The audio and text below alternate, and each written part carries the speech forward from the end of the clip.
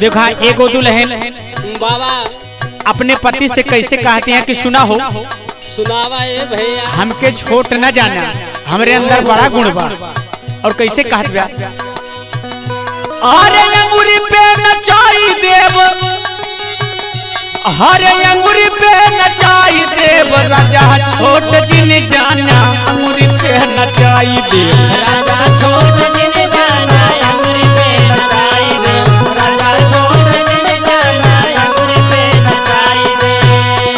अरे अंगूरी पे नचाई देव, अंगूरी पे नचाई देव, सैया छोट जिन जाना अंगूरी पे नचाई देव, भैया छोट जिन जाना अंगूरी पे नचाई दे, भैया छोट जिन जाना अंगूरी पे नचाई दे।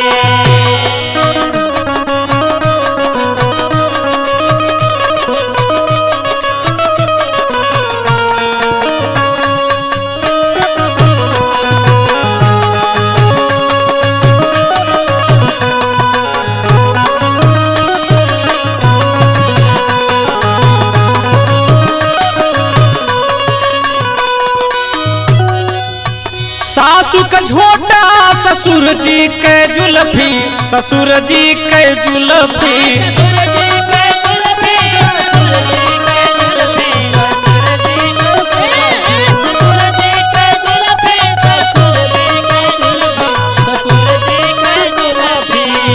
सासू का झोटा ससुर जी के जुल्फी, ससुर जी के जुल्फी, अरे नदी के कवन बात, हरे नदी के कवन बात, बर्तन मजवाई ले, राजा छोट जिन जाना अंगूरी पे नचाई दे, राजा छोट जिन जाना अंगूरी पे नचाई दे, राजा छोट जिन जाना अंगूरी पे अंगूरी पे नचाई दे,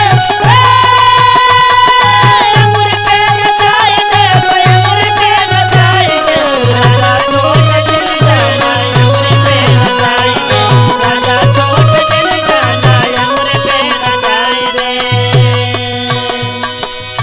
जेठऊ के बोली जेठनिया कई मेहना, जेठनिया कई मेहना, जेठनिया कई मेहना, जेठनिया कई मेहना, जेठनिया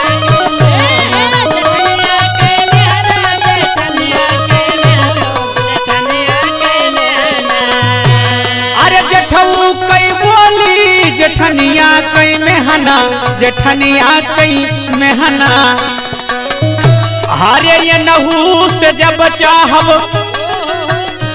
अरे ये नहू से जब चाहब, चूल्हा पुतवाई देव, राजा छोट जिन जाना अंगूरी पे नचाई देव, राजा छोट जिन जाना अंगूरी पे नचाई दे, राजा छोट जिन जाना अंगूरी पे नचाई दे।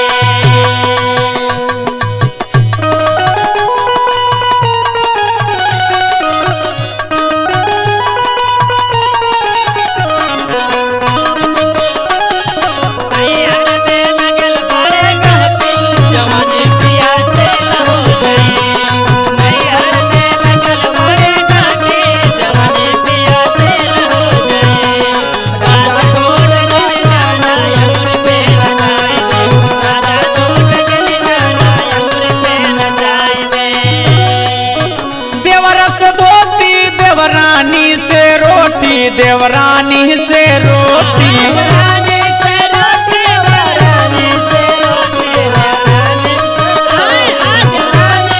रोटी, देवरानी से रोटी, देवर से धोती देवरानी से रोटी, देवरानी से रोटी, अरे खड़े खड़े ये नहू से, हरे खड़े खड़े ये नहू से कममा करवाई ले, राजा छोट जिन जाना अंगूरी पे नचाई दे, राजा छोट जिन जाना अंगूरी पे नचाई दे, राजा छोट जिन जाना अंगूरी पे नचाई दे।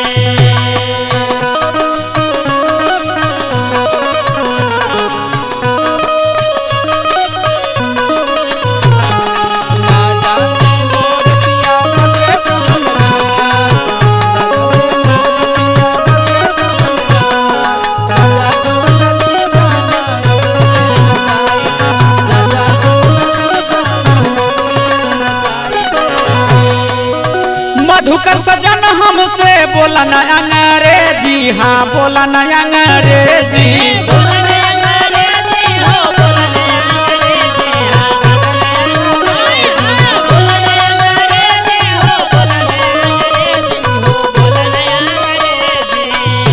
अरे मधुकर बलम हमसे बोला न अंग्रेजी, हाँ बोला न अंग्रेजी। अरे नहीं तो जब चाहब, नहीं तो जब चाहब, अरे हिस्सा बटवाई ले राजा छोट जी ने जाना अंगुरी पे नचाई ले।